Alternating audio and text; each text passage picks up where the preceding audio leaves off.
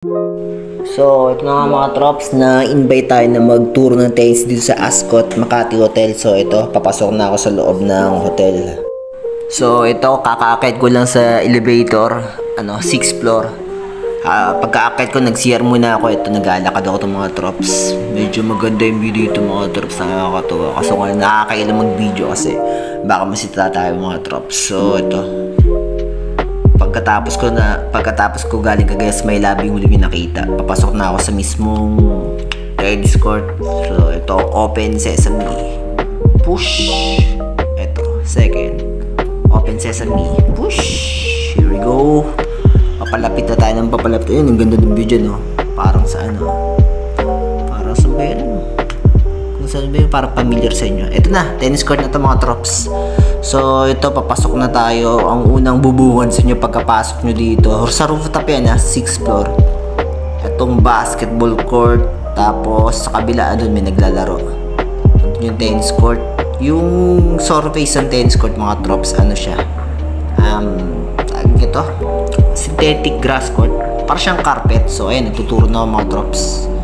Yung drills binigay ko sa kanya. Tapos na kami niya mag-drills ng mga forehand, ng mga backhand. So, dito sa part na to, pinipid ko na sila ng alternate, forehand, backhand. Tapos na rin kami mag-half court nito. So, sinimulan ko na sila na-feed sa baseline para kahit paano ma-familiarize sila sa baseline. Kasi doon na rin niya papunta mga troops eh. Sooner, i-baseline ko na rin sila para kahit paano hindi na sila manibago. Kasi, ayun nga, sabi ko nga, doon na rin naman papunta yun. So, ayun siya, sabi ko sa kanila, keep your eyes on the ball, take your racket back early. Siyempre, once yung bola na-anticipate nyo, sabi ko yung bola daw, papunta muna sa harap.